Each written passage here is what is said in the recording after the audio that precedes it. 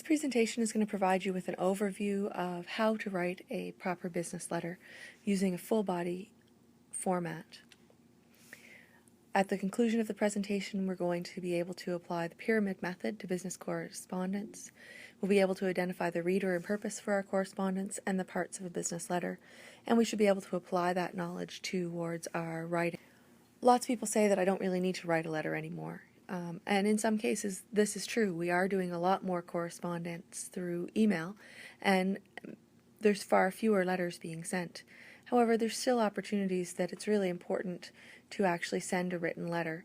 This could be a cover letter or a reference letter. It might be a letter of recommendation. You might be writing communication with customers or potential customers. You might be writing a letter of complaint or a letter for a scholarship. And there's often legal opportunities that we would need to write our information in a letter format. So it's not really letter versus email, it's whether you know how to write one or the other. And this pyramid approach really does apply to both. You can use it to help focus the reader's attention on the main message, and then you can arrange the supporting details in a logical order. It helps to make for clearer writing. So the writer's pyramid ultimately consists of two parts. Our main message, which is our summary. This is what I want to tell you. And then the supporting details become the full development or the full body.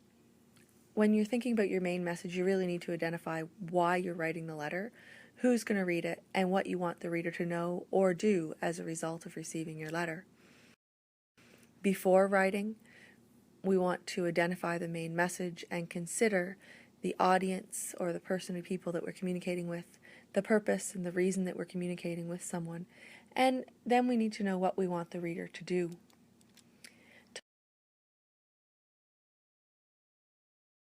To learn more about an audience, we really want to ask ourselves some questions, and we've talked about this before when we've looked at writing for different audiences and different levels of communication ability and knowledge about a subject.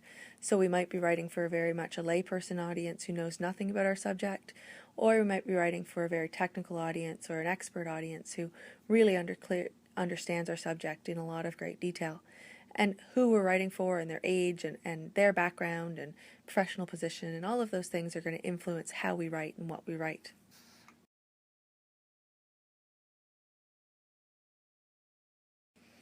So the purpose for our communication is whether it'll fit into one of the it's always going to fit into one of these four general categories.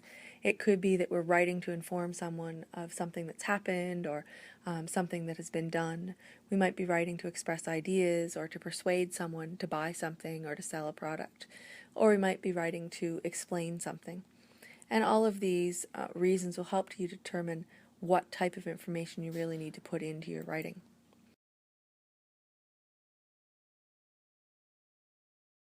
So in determining the purpose, think about the intent and what you want to accomplish by writing the letter, and then what the reader's supposed to do next as a result of reading that letter.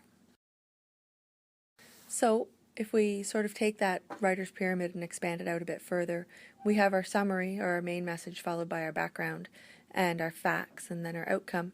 Really in our letter we need to ultimately answer our 5 W's and our H: who, what, when, where, why, and how.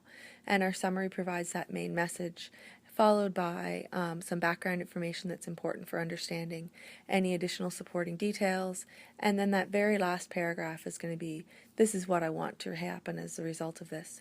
If I was writing a letter that was a cover letter, my last paragraph would really indicate, I look forward to hearing from you, and this is how you can contact me, because ultimately the purpose of writing a cover letter for a job application is to have the employer contact you to set up an interview. Remember that the tone of the message is really important, because the reader really can't see or hear your sincerity in your voice or see your body language. So it's important to be careful what words we choose and how we put those words together.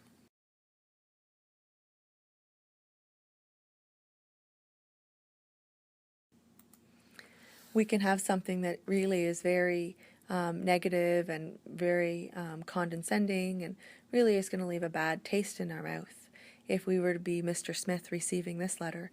Or we can take that same information and convey that same message, but write it in a way that we're going to be, we understand it was our fault, we made a mistake, we're happy, and we're going to continue to purchase videos from Edward Swank, the owner of this video store.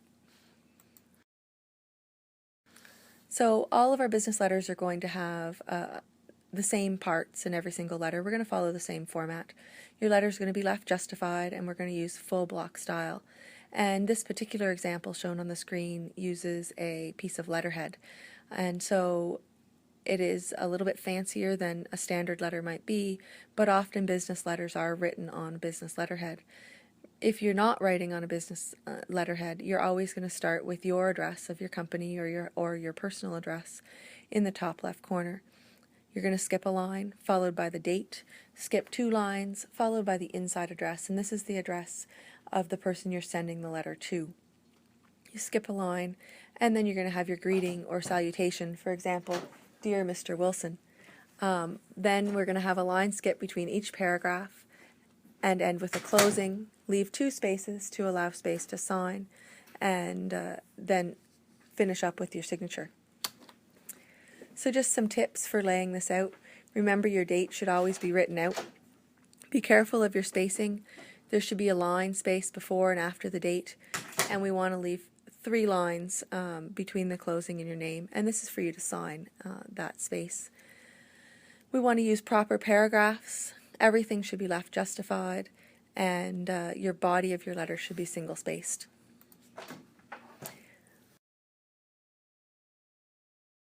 We want to pay particular attention to spacing and blocks of text and ensure that everything, again, is left justified.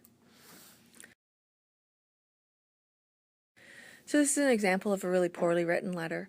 You'll notice this letter has 1 paragraph. There's a number of spelling errors, and all of those things are a bit of a problem. We also have, we're not really clear. Yes, we read it and we want Mr. Murphy to purchase new ladders, and we think that the ones are unsafe, but it's not necessarily a letter that's going to leave really good taste in Mr. Murphy's mouth. Remember, at the end of your salutation, instead of having a period after Murphy, you should have a comma. And in this letter also there's an error in the date. You would have a comma after 19th, not a slash. So a revised version of that letter, you'll notice it's been put on letterhead. It provides much more detail. It's got 4 paragraphs, and the first one really very clearly indicates the main purpose for writing this letter. And we've corrected all of the spelling errors. So before mailing a letter, you want to proofread your letter. It does represent you and the company, and make sure that there's no spelling, grammatical, or punctuation errors. The technical information needs to be accurate, and if you've got any figures or numbers in there, they need to add up properly. And make sure you check your dates to ensure they're correct. It can happen very frequently in a business where you're using the same letter or the same information in a letter over and over and over again, so you want to make sure that the dates are correct and changed.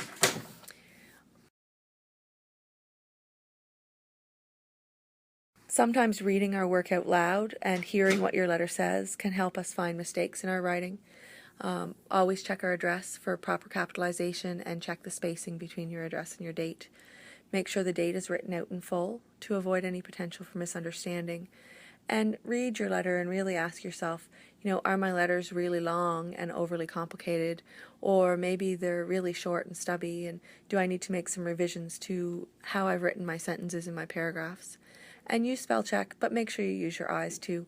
Sometimes we'll have words in our writing which really aren't spelled incorrectly. They're just the wrong word for the situation.